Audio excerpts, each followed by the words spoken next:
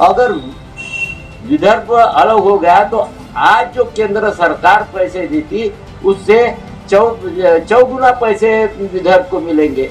एक मराठी भाषी के राज्य के दो मराठी भाषिक राज्य होने से अगर इतना फायदा होता है, आज महाराष्ट्र विकसित में है इसलिए पैसे कम मिलते और पुणे मुंबई तो बकासुरी है, जितना भी वहाँ पैसा पूरा चले जाता है।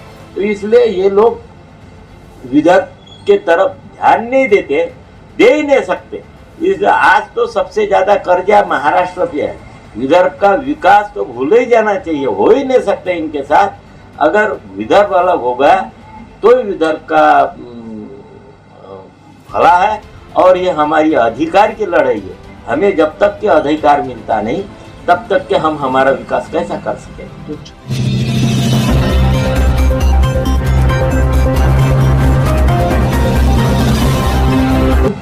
इस महीने की 26 तारीख को पूरे विदर्भ से एक जोरदार नारा लगाया गया, वेगड़ा विदर्भ झालाच पाहिजे।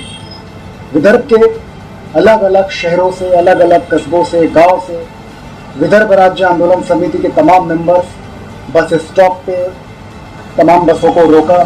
इसी ने जो नेशनल हाईवे है वहाँ जाके ट्रक को, बस को, सबको रोक के नारा लगाया कि हमें विदर्भ अलग चाहिए ही चाहिए। तो विदर्भ दौरे में पिछले हफ्ते हम अकोला में थे और आज चांदूर रेलवे और उसके बाद में हम आज है अभी इस वक्त अमरावती शहर में। मी राजेंद्र आगरकर, अध्यक्ष विदर्भ राज्य आंदोलन समिति जिल्हा अमरावती। सतीश पुरेकर प्रेमलवार, अमरावती जिला विदर्भ राज्य आंदोलन समिति का जिला उपाध्यक्ष। तो अमरावती जिला के अध्यक्ष विदर्भ राज्य आंदोलन समिति इस वक्त हमारे साथ है आगरकर सर और उपाध्यक्ष। तो सबसे पहले सर जानना चाहेंगे, विदर्भ अलग होना चाहिए, ये सोच आपके मन में कैसे आई और कब से ये थाउट आपके दिमाग में चल रही है, और अमरावती में कब से आपने संगठन को शुरू किया? जब मैं पुणे मुंबई ये एरिया में घूमता था और वापस आके विदर्भ की तरफ जब देखता था तो मुझे बहुत फर्क महसूस होता था। दोनों में डिफरेंसेस क्या है। खुदा न खास्ता मेरी मुलाकात जो है वामनराव चटप साहब से हुई, अर्थतज्ञ श्रीनिवास खांडेवालन से हुई, और उन्होंने जो आंकड़ेवारी बताया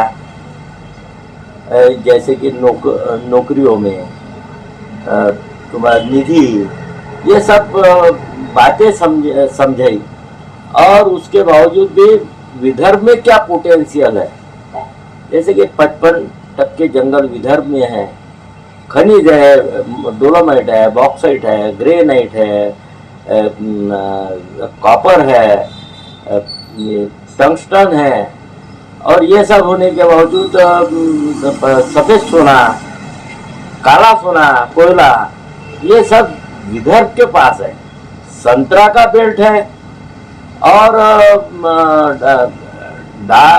ये जो दाल जिसको बोले ये सबसे ज्यादा तुअर है, हरभरा है, ये सबसे ज्यादा तो अब जिसमें टेस्ट है ये तो विदर्भ में सबसे ज्यादा अच्छी बनती है। जवाब है, ये सब होने के बावजूद ये विदर्भ पिछड़ा क्यों? फिर जब मैंने एमपीएससी के टाइम्स ऑफ इंडिया का जो आया था टाइम्स ऑफ इंडिया में, तो देखने के बाद मैं तो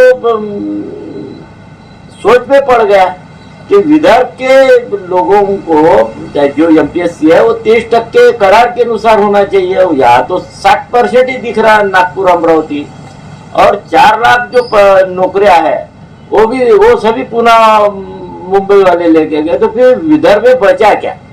एक तरफ से विदर्भ में बिजली भी बनती है, 6300 मेगावाट बिजली बनती है, 3000 ज्यादा विदर्भ के जनता को मिलती है। अगर मिल गई तो विदर्भ के जनता को फुलफिल हो जाएगा। मगर ये सब बिजली उधर लेके जा रहे हैं, लोड शेडिंग इधर है, और विदर्भ में जो बिजली बनती वो कोकण तक के जाती तो वो रास्ते में गलती और वो कारखानदारी उधर उधर ज्यादा है। कोल्हापुर में 100% इरिगेशन है, अमरावती जिले में 7% इरिगेशन है। तो एवरेज जो बिल मिलते हैं सभी, तो उसमें एवरेज बिल विदर्भ के भी जनता को मिलते हैं। तो जहाँ ये बिजली का इस्तेमाल जहाँ है, हमारे यहाँ तो बिजली का इस्तेमाल कम है, तो हमें तो बिजली के बिल कम मिलना चाहिए। पर बिजली के बिल बराबर ये दे रहे सरासरी सबको, मगर सरासरी अगर दे रहे तो निधि क्यों नहीं दिया भाई? तुमने आज तक के नौकरियां 23% क्यों नहीं दिया? आरोग्य व्यवस्था नहीं है, रास्ते नहीं है, सिंचन नहीं है, मगर बिजली के बिल बराबर दे रहे। उसके बावजूद भी देश में कहीं पे भी अगर 100 बोरे सीमेंट लगता होगा तो 10 तो विदर्भ के रहते। अगर 4 बैटरीज कहीं भी तैयार होती होंगी तो एक विदर्भ की रहती, क्योंकि कॉपर विदर्भ के पास है। ये सब होने के बावजूद ये ओवर के आधार पे जो कारखाने होना चाहिए, जो इंडस्ट्रीज होना चाहिए, वो विदर्भ में नहीं है। इसलिए विदर्भ जो है एक बेकारी का, पूरी बेकारी का माहौल विदर्भ में तैयार हो गया है। सबसे ज्यादा किसानों की आत्महत्या विदर्भ में हो रही है। और आज तो कम से कम 45,000 तक के विदर्भ के किसानों ने आत्महत्या की। यह हमारा वराड़ जो था, इसको सोने की करार बोलते थे। निजाम ने अंग्रेज को 25 लाख में ये वराड़ दिया था, उसके बावजूद भी वराड़ में कभी आत्महत्या नहीं दिखाई दी। मगर जब से जबरदस्ती से हमारा विदर्भ महाराष्ट्र में शामिल किया गया तो हमारा शोषण बहुत हुआ। हमारे यहाँ 12 महीने बहने वाली नदियां हैं, सभी हैं, और विधाता ने हम लोगों को इतना बहुत कुछ दिया है, सब कुछ दिया। और कांग्रेस वालों ने भी अलग विधान का ठराव पास किया था। पहला अधिवेशन नागपुर हुआ था 1889 में। शायद काजू उस वक्त अध्यक्ष थे, और महात्मा गांधी के जो गुरु थे गोपाल कृष्ण गोखले, उनकी अध्यक्षता में भी अलग विदर्भ का प्रस्ताव पास हुआ। गांधी जी के सामने भी अलग विदर्भ का प्रस्ताव पास हुआ। मगर केंद्र ने जो है आज तक के अलग विदर्भ के बारे में सोचा नहीं। और बीजेपी ने भी भुवनेश्वर अधिवेशन में अलग विदर्भ का ठराव पास किया था। अटल बिहारी ने न मांगते हुए 3 राज्य दिए, विदर्भ ने दिया।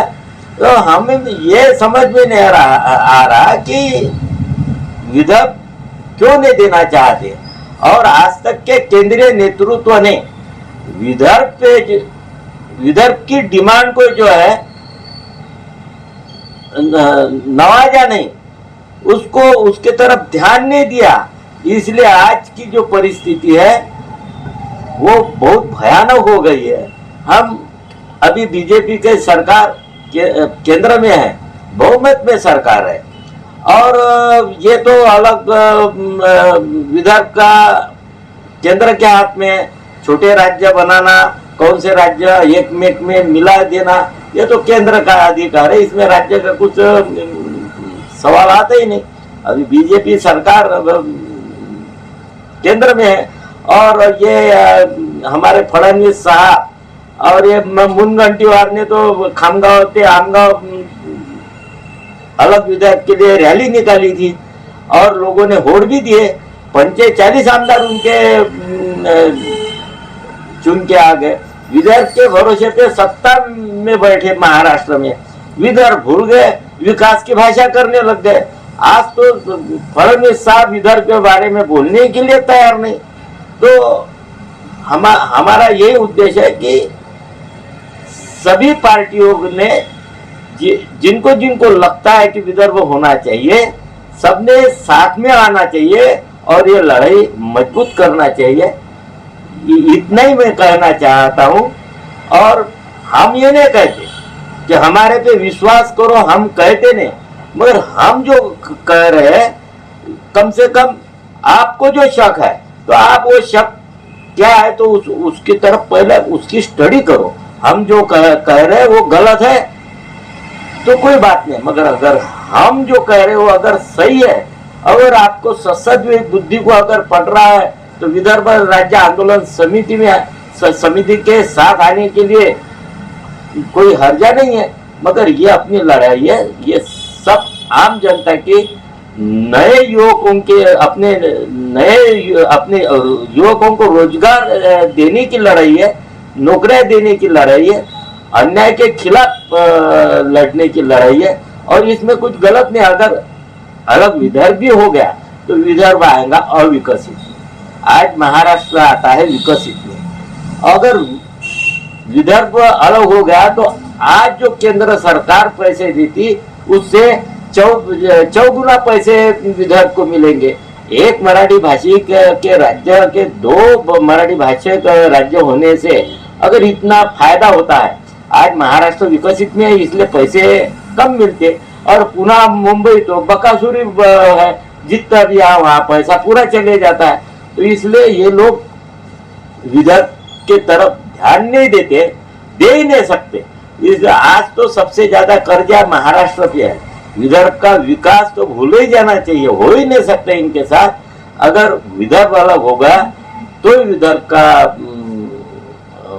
भला है, और ये हमारी अधिकार की लड़ाई है। हमें जब तक के अधिकार मिलता नहीं तब तक के हम हमारा विकास कैसा कर सकेंगे। तो 26 तारीख को 26 अगस्त को जो आंदोलन रहा, जेल भरो रास्ता रोको जेल भरो आंदोलन, कैसा रहा अमरावती में? अमरावती में बहुत अच्छा रहा। एसटी स्टैंड के पास हमने पूरी गाड़ियां रुकी, कार्यकर्ता इतने धूप में पूरे सो गए थे रोड पे, और पूरा ट्रैफिक जाम हो गया। हमें भर भर के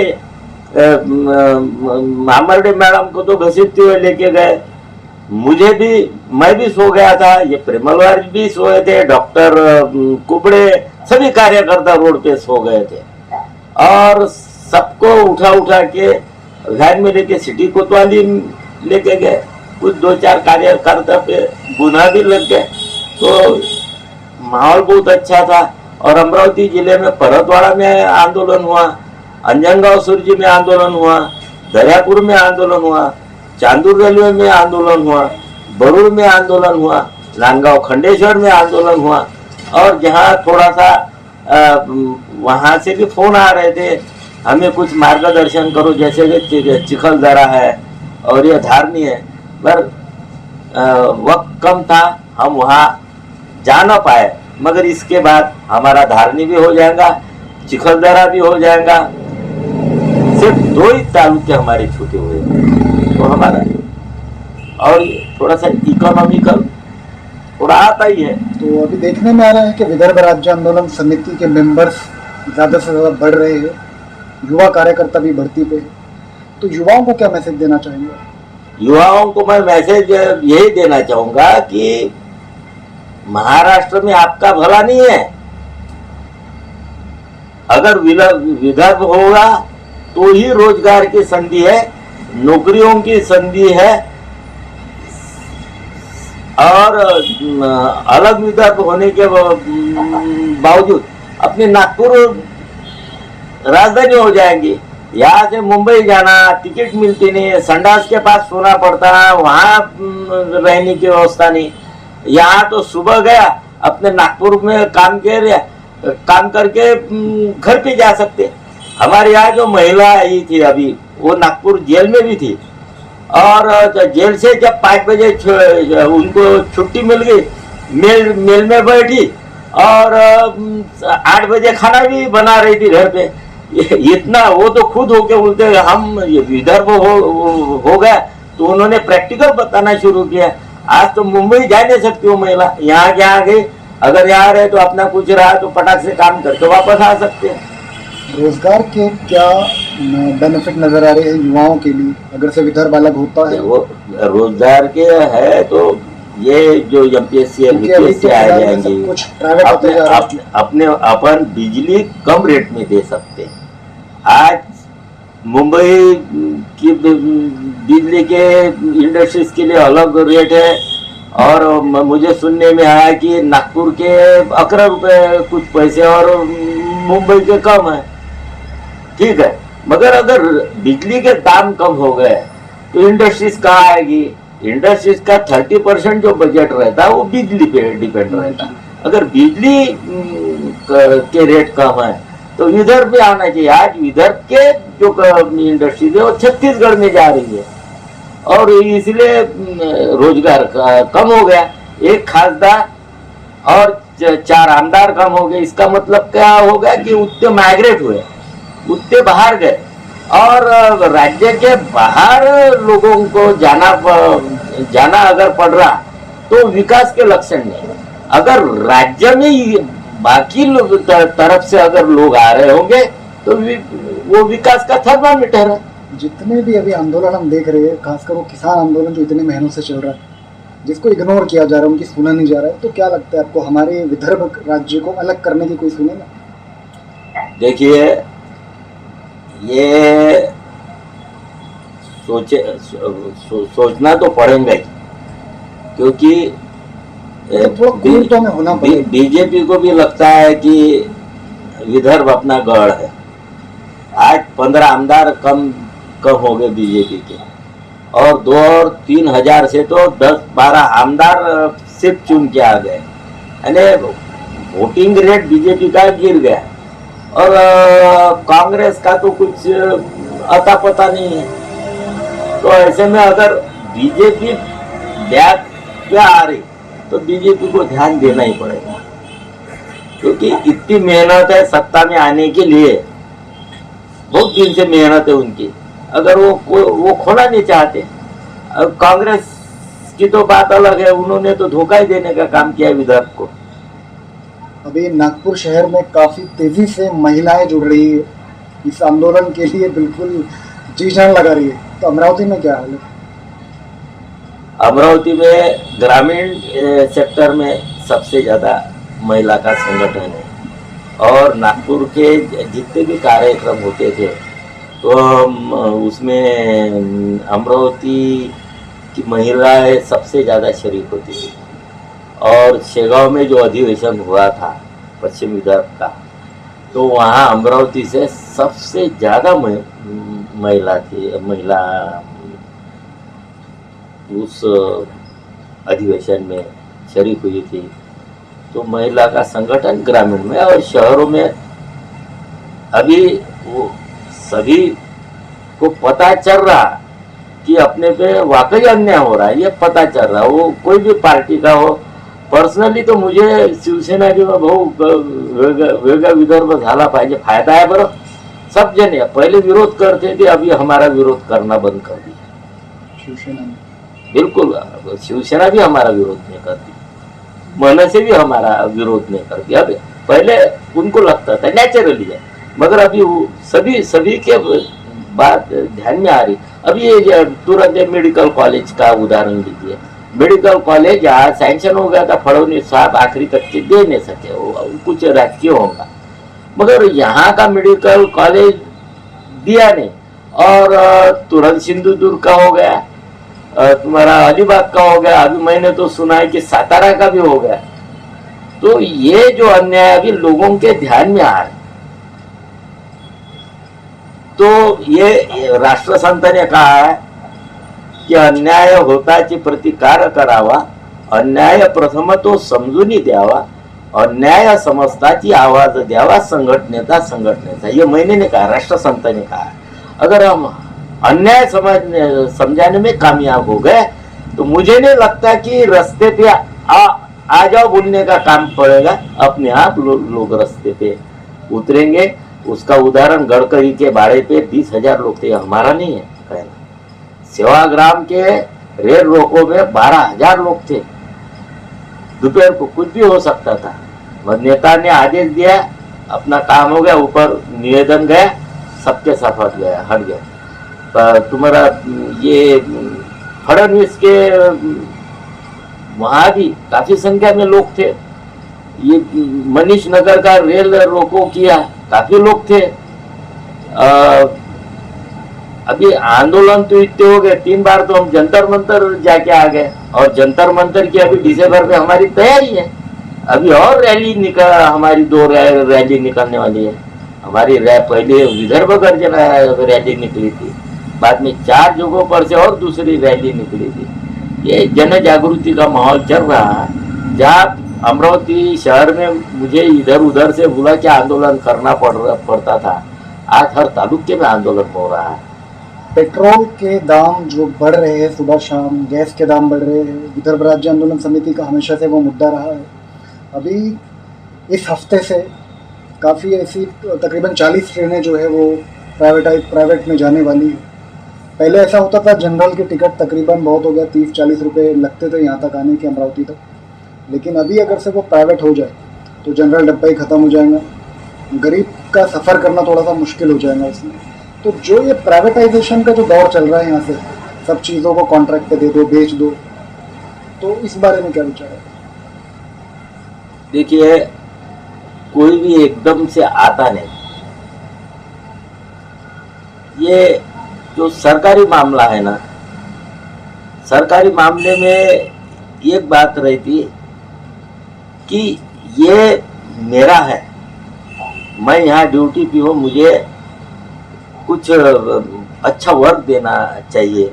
ये मानसिकता कम होते जा रही है, और हर जगह मानसिकता क्या बढ़ रही है, पगार ज्यादा होना चाहिए। गरीब देश है, पगार ज्यादा नहीं दे सकते, ये मानसिकता हो गई। अपने आप तो प्राइवेटाइजेशन कहीं आता नहीं। अभी एक्चुअल में ये खत्म हो जाएगा, रिजर्वेशन के डब्बे रहेंगे, कम रेट के ये जनरल नहीं रहेंगे, ये तो नहीं हो सकता। क्योंकि आप अगर सिनेमा टॉकीज में जाते थे तो 3rd class, 2nd class, balcony रहती नहीं थी क्या? रहती थी ना। ऐसा नहीं हो सकता, उनको धंधा करने का है। अगर धंधा करेंगे तो हर क्लास के लोग कैसे जाएंगे? हर क्लास के लोग जाना चाहिए, उनको भी धंधा चाहिए। और जहाँ बिजनेस की बात होती है वहाँ ऐसा हो नहीं सकता। जैसा कि रेलवे की ही बात करें हम लोग, तो काफ़ी ऐसे प्लेटफॉर्म है जिसका पूरा डिपार्टमेंट अभी प्राइवेट होने वाला है। तो सरकारी नौकरी के नाम पे काफ़ी बच्चे तैयारियां करते हैं कि मुझे रेलवे में लगना है, मुझे टीसी बनना है, मुझे अलग अलग पोस्ट होती है उसमें। तो जब प्राइवेट हो जाएगा तो सरकारी नौकरी को समझो एक दौर जो चला आ रहा है सदियों सालों से, पूरी तरह से ख़त्म हो जाएगा। देखिए, कॉन्ट्रैक्ट बेसिस पे कॉन्ट्रैक्ट पे भी आया गया तो रोजगार तो रहेंगे ही ना। वहाँ रोजगार तो किसी का कोई छीन नहीं सकता, रोजगार रहेंगे, मगर काम की जो इफिशियंसी है, सरकारी नौकरी लेकिन खत्म हो जाएगी लोगों की। काम की जो इफिशियंसी है, मैं ये नहीं कहता इतने सभी सरकारी नौकरियां मिलने के बाद में हमने देश को क्या दिया है, हमने देश को क्या दिया, ये भी सवाल आज खड़ा हो रहा है। आज मुझे तो इतना नॉलेज नहीं है, मगर आज हम स्वतंत्र हुए, बाकी भी देश हो गए, उनका प्रोग्रेस देखो कैसा है। तो हमारे पीछे से जापान कहाँ के कहाँ गया, वो न्यूजीलैंड कहाँ के कहाँ गया, हम क्यों ऐसे के ऐसे यहाँ कुछ विधाता ने दिया नहीं, ऐसी बात नहीं है। फिर सोचने वाली बात है, ये सब होने के बाद हम इतने कर्ज बाजारी क्यों हो गए? देश भी कर्ज में है ना, 9 लाख कोटी कुछ तो भी कर्ज है सुनने में आ गया। तो ये सब हुआ कैसे, ये भी सवाल है। और मैं तो ये कहना चाहता हूँ, भाई स्पर्धा चाहिए, मोनोपोली होना ही नहीं चाहिए। हमारे यहाँ वो कॉटन की मोनोपोली थी फेडरेशन में, जो तो भाई दूसरी की दुकान क्यों नहीं होना चाहिए, उसकी भी होना चाहिए। आंध्र प्रदेश अगर कपास खरीदता होगा वो भी करते, शीशिया खरीदता होगा वो भी खरीद, प्राइवेट होता होगा वो भी खरीद, किसी को ये रेचा प्राइवेट लगाता होगा तो उसको भी परमिशन होना चाहिए थी, मगर ये सब क्यों नहीं हुआ? और उसके नतीजा क्या हुआ? किसान आज बर्बाद हो गए। मैं तो कहता हूँ कि स्पर्धा होना चाहिए, एसटी है, प्राइवेट भी है, स्पर्धा होना चाहिए। और ये बात आने की नौबत क्यों आई, इस पे भी सोचना पड़ेगा।